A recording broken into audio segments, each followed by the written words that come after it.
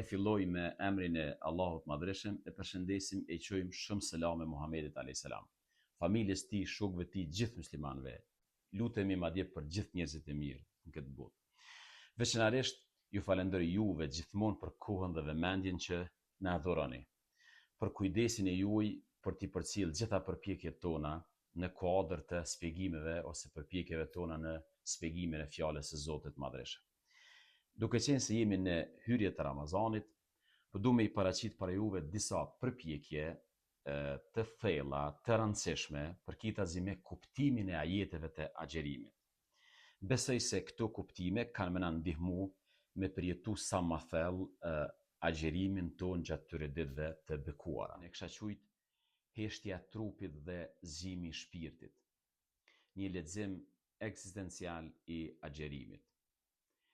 Agjerimi është një ritual që kërkon transformim. Në ligjërimin kuranor, në atë qasjen kuranore, agjerimi nuk shfaqet si një ritual i rëndom, çush e mendojnë shumë njerëz.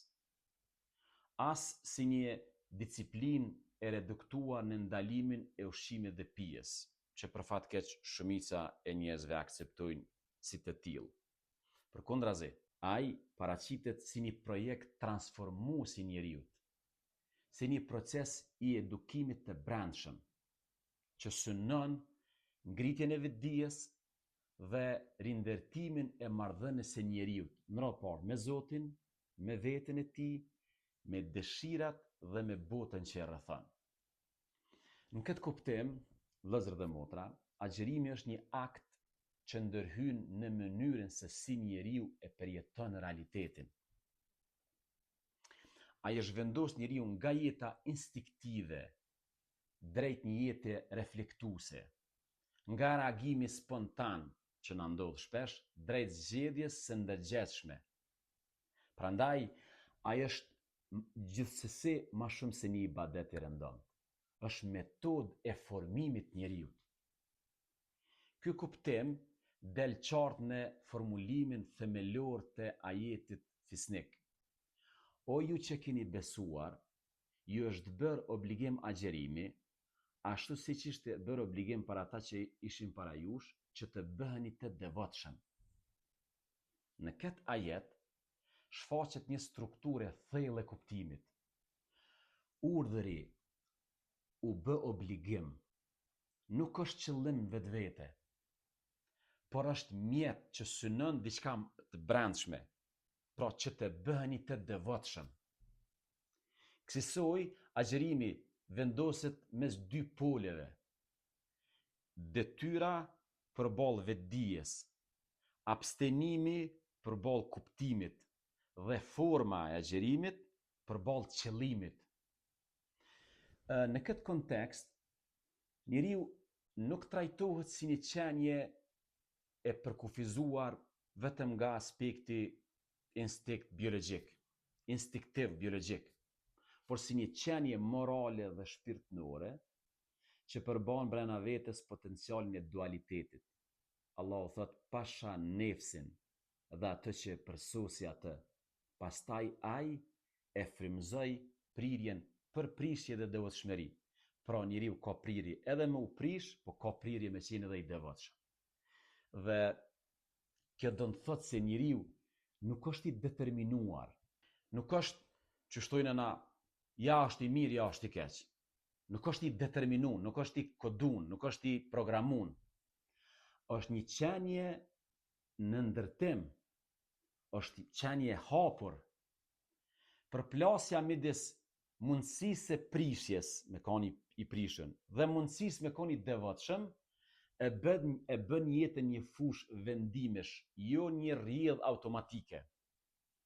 Na du të me besu që mundu me qenë të mirë dhe kemi prirje me qenë të mirë, siç kemi prirje me qenë edhe jo të mirë.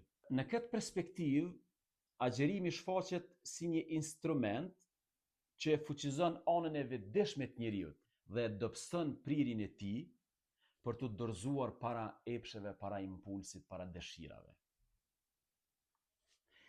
Po provoj t'i them para jush 8 reflektime apo 8 kuptime që dalin nga ajetet e agjerimit. Numër 1. Agjerimi si çlirim nga robëria e dëshirës. Një nga dimenzionet më të rëndësishme filozofike të agjerimit është funksioni i tij si çlirim, si përpjekje për ta çliruar njeriu nga dominimi i dëshirave. Në jetën e përditshme, njeriu jeton shpesh herë në formë, si më thonë, refleksesh. U rritet, han. E ka një dëshirë, e kërkon, mënohet direkt me realizu. Zemrohet, shpërthen. Domethënë, është reflekse, nuk është se mendon shumë. Dhe kësaj njeriu shndrohet një qenie mekanike që funksionon nëpërmjet reagimeve, ku instinkti bëhet autoritet dhe epshi shndrohet në ligj të brendshëm. Çfarë thot epshi duhet me bë? Në këtë kuptim, njeriu nuk është i lirë, edhe nëse nuk është i detyruar nga jashtë, që e akceptojmë na lirinë. Ai mund të jetë i lirë në kuptimin juridik, por është i robëruar në kuptimin psikologjik. Dhe pikërisht këtu qëndron paradoksi modern. Njeriu mund të jetojë në shoqëri të lira, por mbetet i burgosur brenda vetes. Ai nuk është i shtypur nga ligjet e jashtme, nga ndonjë armik i jashtëm, por nga varësitë dhe armiqtë e brendshëm. Agjerimi, vëllezër dhe motra, ndërhyn pikërisht në këtë pikë. Ai ndërpren zinxhirin e atij automatizmit të reagimeve dhe detyron njeriu të vendos mes dëshirës dhe vendimit. Unë kam dëshirë me hongër, por kam marrë vendim me agjeru. Dhe vendimi, mbi bazën e vetdijes dhe besimit, e mund dëshiren. Në këtë mënyrë, agjerimi bëhet një shkollë e vullnetit dhe një laborator ku ndërtohet fuqia e karakterit njeriut. Kjo logjik shprehet fuqishëm në fjalën e Zotit Madhreshëm. E sa i përket atij që i friksohet qëndrimit para Zotit të tij dhe ndalon veten nga epshi, atëherë xheneti është strehimi i tij, është vendi ku ai do të pushoj. Pra, agjerimi nuk është mohim i nevojës, por është edukim i nevojave. Ai nuk e zhduk dëshiren, por e vendos atë në kontrollin e vetdijes. Kjo është liria e vërtetë. Jo mungesa e dëshirës, por aftësia për ta kontrolluar dëshiren. Pra, feja nuk ka ardhur me eliminu dëshiren, ka ardhur me ndihmu njeriu me kontrollu dëshirat. Në këtë kuptim, agjerimi nuk e ul njeriu në nivel të detyrimit pasiv, por e ngren në nivel të vendimit aktiv. Njeriu zgjedh, jo vetëm përmbahet. Reflektimi i dytë, agjerimi si thyrje e zakonit. Në kuptimin e tij më të thellë, agjerimi është një akt që thyen rutinën. Jeta e njeriu zakonisht zhvillohet brenda strukturave të zakonit, të përditshmërive. Zgjohet, han, flan, shkon punë, vepron, reagon sipas përditshmërisë së përsëritur. Këto modele krijojnë një lloj jetese automatike ku njeriu ekziston pa pas kohë me reflektu. Ne që jetojmë perëndim e dim mirë ç'është bëhet jeta këtu. Një janar kurdisesh, edhe në 10 orë përfundon kurdisja, duhet me rikurdisë edhe një herë krejt aparatin e njeriut. Në fakt, rreziku më i madh për njeriu nuk është gabimi i rrallë, por jeta e pandërgjegjshme, e pavetdijshme, jeta rutinë, sepse njeriu nuk humb nga një vendim i gabuar, por nga një jetë e tërë e papërjetuar me vetdije. Kështu pra, zakoni nuk është thjesht përsëritje, por ai mund të shndrohet në një formë robërie të heshtur. Këtë ka shpreh Allahu i Madhreshëm në Kur'an, e ke parë atë që e ka marrë epshin e vet për Zot. Allahu i Madhreshëm e tregon domethënë robërinë e njeriu përballë epshit të tij. Në këtë formulim, Kurani e shfaq rrezikun e madh të ekzistencës njerëzore. Kur dëshira bëhet zot, njeriu nuk ka ndaj horizont moral dhe ai thjesht jeton sipas epsheve, impulseve, pa asnjë lloj vlere. Për këtë arsye, Kurani e zgjeron konceptin e agjerimit përtej agjerimit fizik, trupor, abstenimit prej ushqimit, prej pijes. Në historinë e Hazreti Meriemës, agjerimi paraqitet si heshtje. Unë I jam zotuar me shirusit për agjerim, prandaj sot nuk do t'i flas asnjë njeriu. Kaptina Merjem, ajeti 26. Kjo tregon se agjerimi nuk është vetëm ndalim nga ushqimi, por është një ndërprerje e reagimeve të pakontrolluara. Kjo është pjesa më fisnike e agjerimit. Ai është një akt I pezullimit zakonit, I të asoj rutinës, dhe një rikthim I njeriu në gjendje të vetëdijshme, gjendje përjetimi. Në këtë kuptim, agjerimi është një pauzë midis dinamikës, një ndalesë që njeriu ta shoh veten nga jashtë, pra të del jashtë dhe sheh veten, dhe ta rikthej kontrollin mbi mënyrën se si ai është duke jetuar. Numër 3 është reflektimi mbi ajetin kuranor, është bërë obligim, ju ka shkru juve, ju ka bë obligim juve, dhe këtu shfaqet disiplina si instrument I transformimit, I ndryshimit. Nuk ka ndryshim pa disiplinë. Një element thelbësor I diskursit kuranor është mënyra se si e paraqet agjerimin.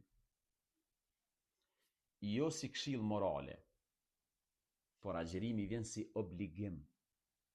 Ju është bërë obligim agjerimi, si detyrë. Dhe kjo strukturë e agjerimit është pothuajse e ngjashme me formulimin ju është bërë juve obligim lufta. Është pothuajse e njëjtë në surën El-Beqara 216. Në të dy rastet, Allahu I Madhreshëm thot u bë obligim. Kjo obligim nuk shpreh një detyrim arbitrar, por një ligj të domosdoshëm për ta prodhuar çet ndryshimin që po kërkojmë. Obligimi këtu nuk është kundër lirisë. Obligimi është rruga që të çon te liria. Në perspektivën filozofike, kjo është një ide shumë e rëndësishme. Njeriu nuk arrin lirinë vetëm duke hequr kufizimet, por duke ndërtuar disiplinë, sepse kufizimi kontrolluar prodhon aftësi, ndërkaq mungesa e kufirit prodhon kaos. Në këtë mënyrë, detyrat fetare nuk paraqiten si pranga, por si metodë edukimi. Agjerimi si detyrë është infrastrukturë e vetdijes. Ai e formson njeriu duke e futur në një farë regjimit përkohshëm, ku dëshirat nuk komandojnë, komandon tjetër kush, besimi dhe vetdia. Reflektimi I 4 është në pjesën e ajetit kuranor ditë të numëruara, ose disa ditë të numëruara. Këtu shfaqet ekuilibri si parim ontologjik. Kurani nuk e paraqet agjerimin si një projekt shkatërrues për trupin, por ato e paraqet si një program balancues mes trupit edhe shpirtit. Prandaj thot disa ditë të numëruara. Kjo ide është në harmoni të plot me parimin e përgjithshëm që është në fenë tonë. Allahu nuk e ngarkon asnjë njeri, asnjë shpirt përtej mundësisë së tij. Këtu shfaqet një koncept jashtëzakonisht I rëndësishëm. Ndryshimi I njeriut, transformimi I njeriut, nuk ndodh përmes raskapitjes, por nëpërmjet edukimit gradual. Nëse agjerimi do të ishte I përhershëm, ai do ta damtonte gjithçysh pjesën fizike të njeriut. Por kur agjerimi është kufizuar në kohë, a e bën një praktik që e permison trupin edhe shpirtin pa dëmtuar, domethënë në këtë rast njeriu. Kjo tregon se ligji hyjnor nuk është ideologjia e ashpërsisë, por sistemi i ekuilibrit. Ai ndërton njeriu në mënyrë realiste, jo utopike, sepse ai e njeh natyrën e njeriu dhe i din kufijtë e tij. Ati kofshin fal. Reflektimi 5, përjashtimi për të smurin dhe udhëtarin. Mëshira si pjesë e detyrave fetare. Një nga aspektet më domethënëse në ajetet e agjerimit është se përjashtimi nuk paraqitet si tolerancë e jashtme, por si pjesë e vetë ligjit, vetë detyrës. Detyrat gjithmonë vjen me mëshirën bashkë.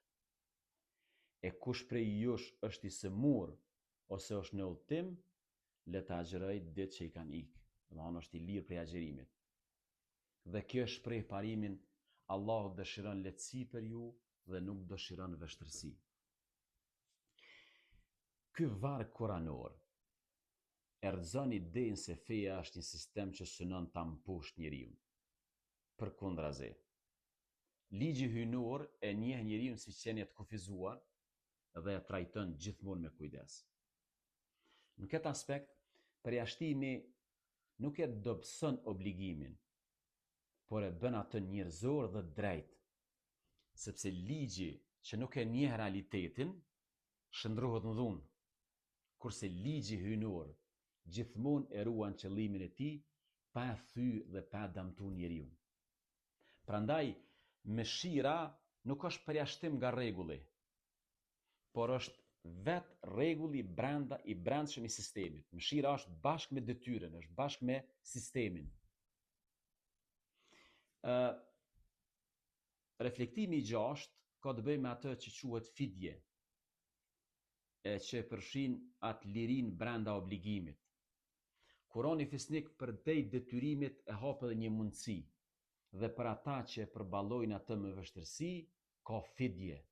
Fidje do të thonë ushqimin një të varfër. Dhe kjo plotësohet me ajetin në vazhdim, e kush bën vullnetarisht më shumë të mira, është më mirë për të. Kjo tregon se detyra hyjnore nuk është strukturë mekanike, por është sistem që stimulon moralin. Obligimi është baza, obligimi është, se më thonë, minimumi, por gjithmonë ka hapësirë për vullnetarizëm, duke stimulu fushën e rritjes shpirtërore. Dhe agjerimi kësaj shndrohet në një projekt etik, jo vetëm mos ha, por ndërto mirësi. Në këtë dimension, agjerimi bëhet jo vetëm një farë akti personal, por bëhet edhe akt social. Ai e lidh vetdijen individuale me përgjegjësinë ndaj të tjerëve. Reflektimi i 7 ose kuptimi i 7 ka të bëjë me pjesën takwa, vetdia si kulmi i agjerimit. Kulmi i agjerimit nuk është uria, është vetdia, që të bëheni të devotshëm. Dhe devotshmëria shpjegohet si aftësi e dallimit. Në Kur'an thuhet, nëse i friksoheni Allahut, ai do t'ju jap dallim, furkan. Furkani është një farë ndriçimi moral që kish mujt mu përkthy si aftësi për të dalluar të dobishmen nga e dëmshmja, dëshiren nga e drejta, të keqen nga e mira, jetën pa kuptim nga jeta me kuptim e ngjajshëm. Në këtë kuptim, agjerimi është proces i rritjes së vetdijes, ku njeriu mëson të shoh para se të veproj, dhe të mos jetoj si qenie tërhequr nga dëshira dhe epshi. Dhe kjo kish me qenë njëna prej rezultateve më të larta të Ramazanit. Njeriu bëhet i vetëdijshëm për veten e tij, për motivet e tij, për prirjet e tij dhe për rrugën nëpër cilën ai ecë. Reflektimi i fundit, kuptimi i 8, është se agjerimi është një lloj mekanizmi për pastrimin e brendshëm. Kurani përmbledh filozofinë e pastrimit të njeriut në mënyrë jashtëzakonisht fuqishme. ai thot në Koran, ka shpëtuar ai që e pastron atë, pra brendësinë e tij, dhe ka dështuar ai që e përdhos e njollos brendësinë e tij. Agjerimi është një nga mjetet e kësaj ngritje, ose këtij pastrimi, sepse agjerimi i realizon 3 elemente jashtëzakonisht të rëndësishme te njeriu. E dobëson hegemoninë e trupit ndaj shpirtit, që faktikisht i bani gati 11 muaj që është trupi duke shtyp shpirtin, e nxjerr në pa natyrën e vërtetë të njeriut, dhe e treta e forcon dimensionin moral dhe vleror të njeriut. Në urinë e agjerimit, njeriu zbulon se shpesh nuk ha nga nevoja, por nga zakoni, s'ka qa bën. Se shpesh nuk kërkon nga domosdoshmëria, nga ajo që domosdoshmërisht i duhet, por nga boshllëku. Dhe se shpesh nuk zemërohet nga padrejtësia, por nga egoja. Prandaj agjerimi është një pasqyrë e brendshme dhe ai ekspozon njeriu përballë vetvetes, e çet njeriu përballë vetvetes. Në fakt, uria nuk është vetëm provë e durimit, por është një zbulim i karakterit. Uria e nxjerr në pa atë që është fshehur brenda nesh. Krejt në fund, interesant është, krejt reklamat rreth Ramazanit shoqënohen me ushqim. Megjithatë, kjo është një farë lloj tragjedie që shumica e njerëzve e kthejnë Ramazanin në një muaj të konsumit të shtuar. Ne në Ramazan i hajmë ushqimet që si kemi hangër tash e 11 muaj. Krejt çato që kemi pas me hangër gjatë ditës e hajmë mbrëmje. E të zavendësojmë kontrollin e ditës me shfrynimin e natës, duke rrëzuar totalisht kuptimin e agjerimit. Rituali mbetet, por transformimi mungon, ndryshimi mungon, ndikimi mungon. Prandaj në këtë kuptim, ajeti fisnik mbetet paralajmërim ekzistencial. E ke parë atë që e ka marrë epshin e vet për Zot. Agjerimi është akti i rikthimit të sovranitetit të njeriut mbi veten. Është rifitimi i të drejtës për të mos qenë rob i epsheve, i impulsit, i dëshirave të kota. Është një deklaratë e brendshme se epshi nuk është Zot, njeriu nuk është skllav i tij, Zoti jon është Allahu, atij kofshin fal. Faleminderit për vëmendjen e ju. Selam aleikum.